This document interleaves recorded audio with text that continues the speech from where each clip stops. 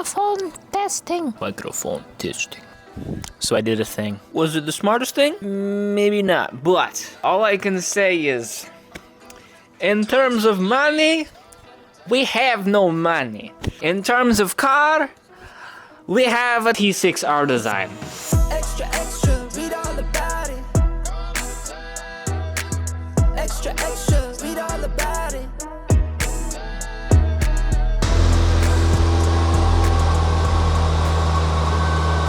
Welcome back from the montage. Now you may be asking, why did I do this? Well, kind of just happened because of circumstance. Also, we have some other plans with the white car that I'm not able to discuss right now for certain reasons. I will discuss later. Overall, it was kind of, if we were to try and get the performance of the T5 to the level of a T6, let alone our design, that it already comes with most of the stuff that I was gonna need to put on to the T5 anyway, it would have costed about the same. Along with, you know, all the other additions with it having the ability for even more horsepower than just the T5 is even capable of. All in all, you're getting more performance all packaged up for around the same price that I was gonna have to spend for the T5. It did not come without its quirks. 99% of the quirks right now are all cosmetic, so that is good. Where it's not cosmetic and is gonna need some work is it's gonna need new tires, coil packs, and rotors. As for tires, for some reason the last owner decided to replace each tire one at a time, so now we have 3 of the tires are in okay condition, while the front right pretty much just bald to the wear line on it. Brake pads themselves were just replaced, so we're good on those. As for the rotors, reason why I say I need new rotors is 1, because they're starting to squeak, and 2, whenever you're decelerating from higher speeds, the steering wheel tends to jiggle a little bit. So that is a sign that, 1, you're gonna need new rotors, but the reason why you're gonna need new rotors for that problem is because they're warped. So that is an issue that we're going to have to take care of. Another issue, this one just being cosmetic, but if you look around here, these wheels have been nightmare. Now, I will say this is right after the whole Snowmageddon nightmare of doom and despair.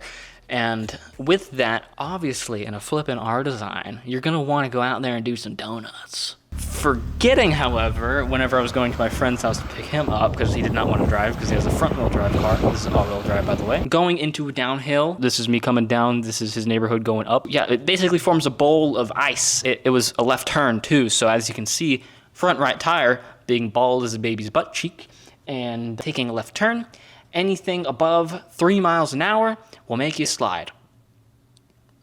I was going 5 miles an hour. Bad news bears, now the rim is a little extra hit, which, yeah, right there. Right there is where my damage is left.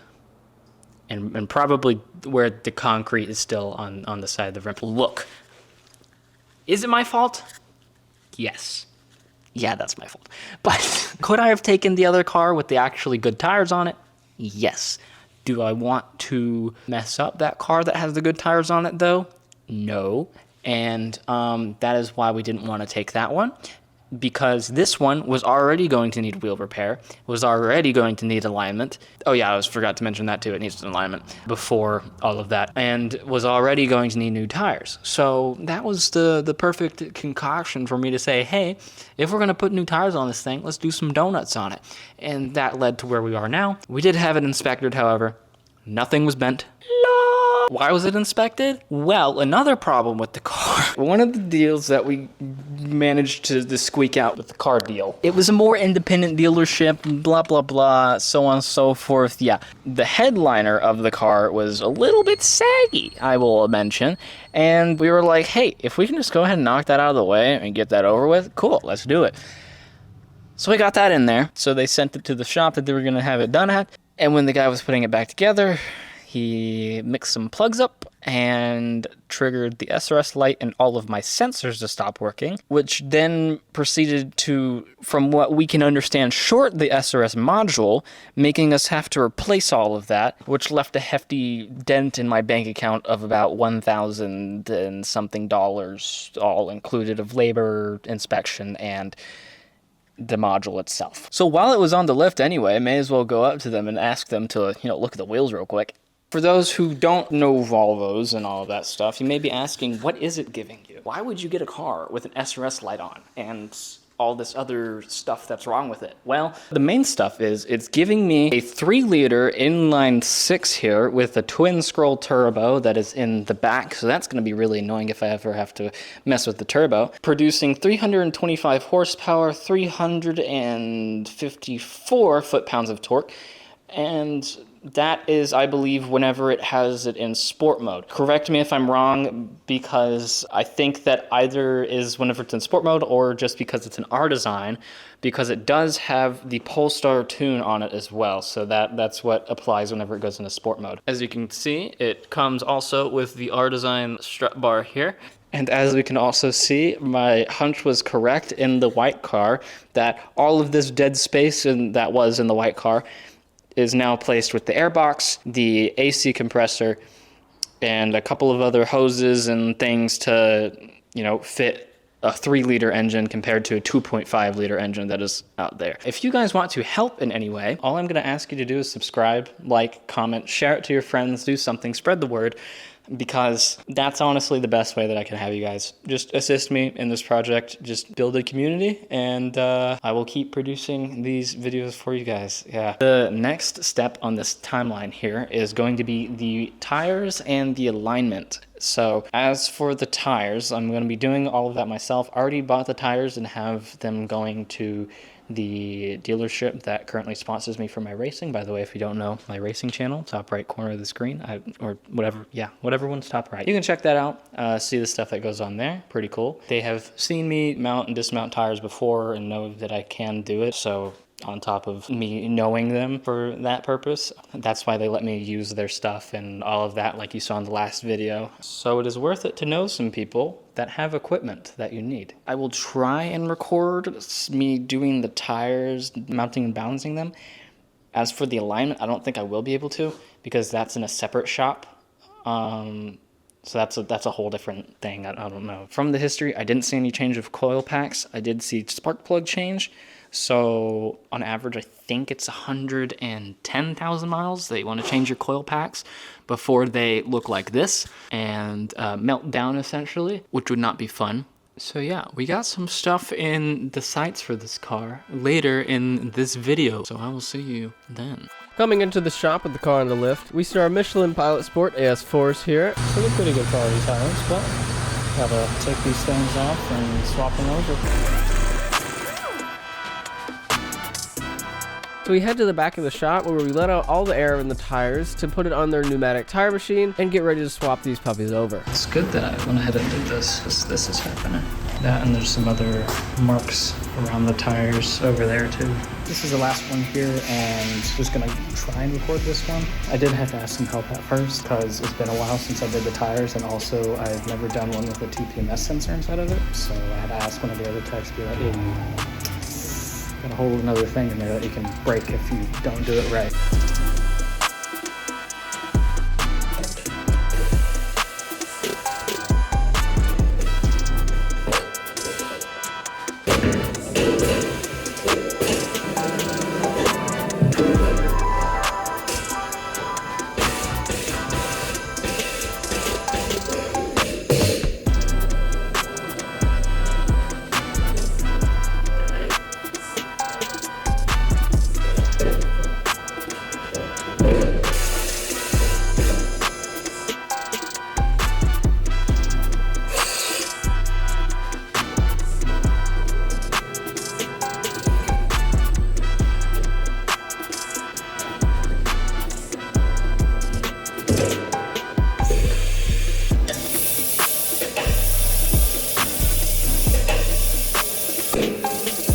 Well, welcome back to the house, where it is now a couple days later, and I've been waiting on my paycheck so I can actually afford some coil packs for this thing. As we can see here, we have the Michelins on the wheels now, and it does drive a lot smoother than it did before. On top of the whole alignment thing, even before the alignment, it drove a lot smoother just because of the tires. That's pretty awesome. So not only does it drive smoother, now it drives straight. So you may be asking, why are you recording a segment if you don't have the coil packs in? Well, as we can see here on the back, this tint is pretty bubbled up all across this rear window, which kind of makes it to where I can't see a single thing out the back whenever it's dark outside especially. So today we're gonna try and fix that by removing the tint. Oh, which this job should be made quite a bit easier with this helpful steamer.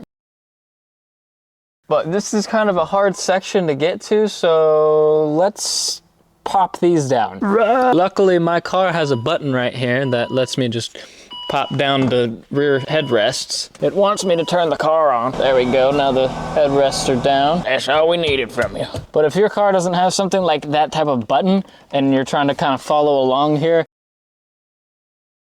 there should be little buttons on the sides of the headrest that allow you to completely take out the headpieces. Like this one in the middle here. Oh, this one has a locking pin. Dang it. So it looks like I need some sort of screwdriver or needle or something to try and get it out. I'm okay with where it sits, so it doesn't matter to me. But yeah, most other ones will not have that locking pin from what I understand. And even if it does, it had like a little circle on it, which you would shove something inside of that, and then it should allow it to free up and pull out. I would do research on your car before you do all that though. All right, and now we have the water filled up here and it is heated up quite a bit. So yeah, just fair warning, don't touch the steam. And I see a perfect starting point. Since this is already bubbling, it's already kind of peeling a little bit. That makes it a little bit easier for me to start off of.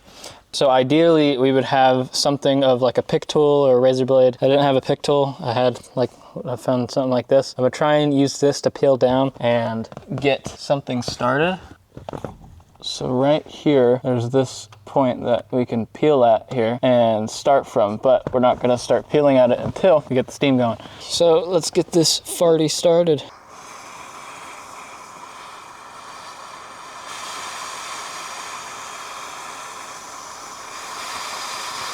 Kind of smoking you guys out on accident. Let me not put my camera where the steam is. That's probably not a good idea. So it is starting to go.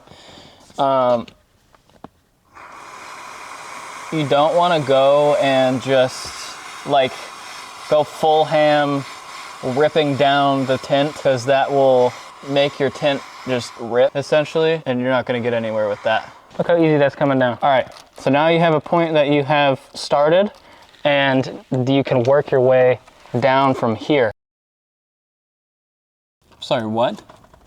No way. This is just the top layer of it. Bruh. Wait, then what is this? Okay, and I do know I'm not just tearing down a protective layer or something, because it's still bubbled up on the inside, not the outside, of course. Wait, what? Now I'm just confused. I guess the film separated from the main tint, annoyingly. So now I'm gonna have to try and figure out how to get this crap out of here.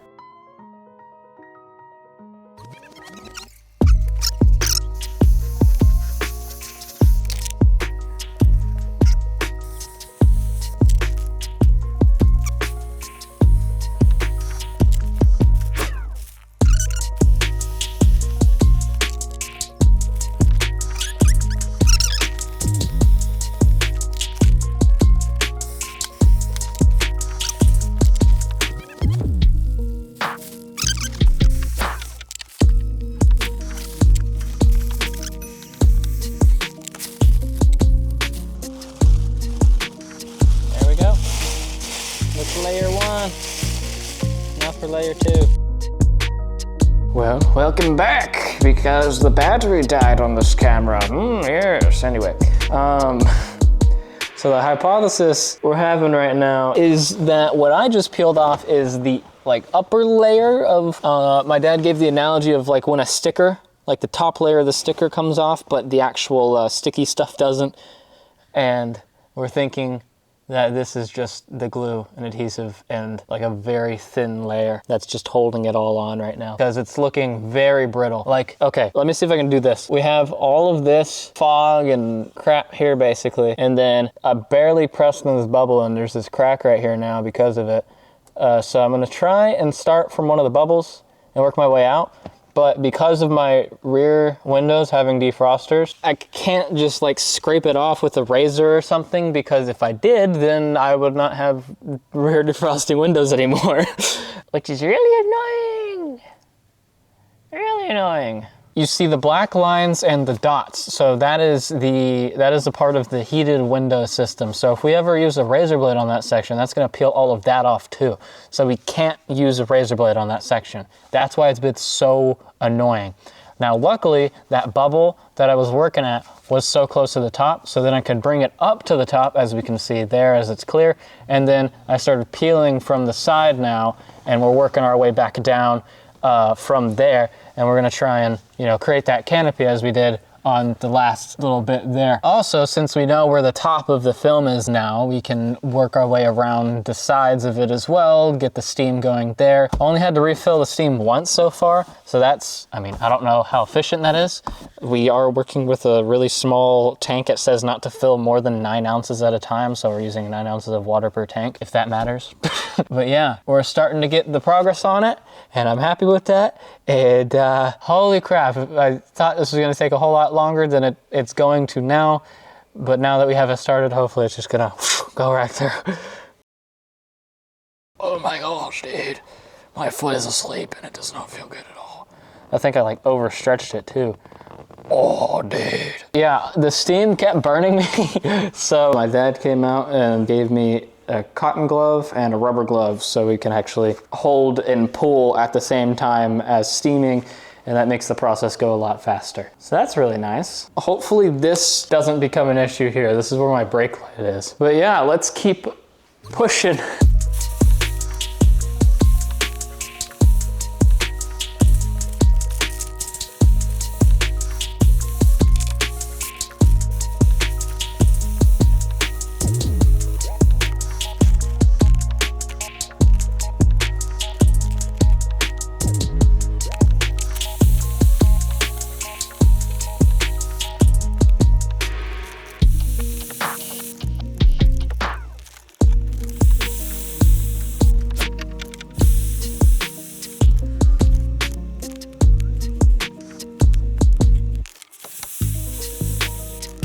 I guess time update is currently 8:15 at night.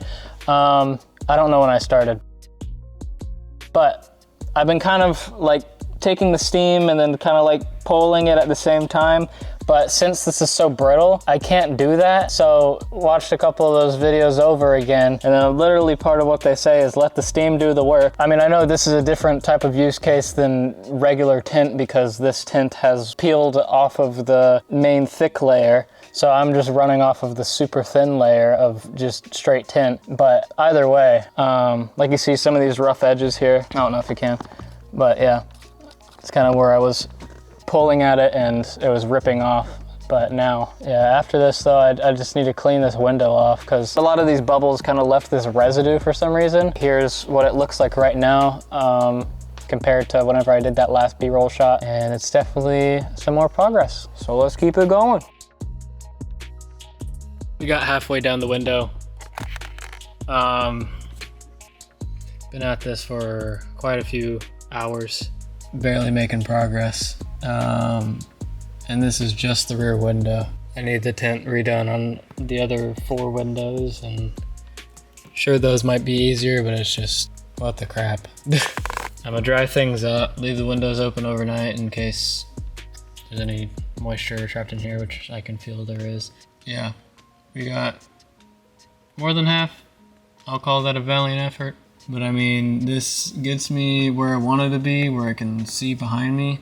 I just hate leaving it half done. I'm probably gonna come back to it because I can't just leave it half done like this. But, you know, you can only spend so long on something. This is just annoying me now. Goodness gracious, it's just, yeah, aggravating. But, yeah, I'm gonna dry things up and head back inside.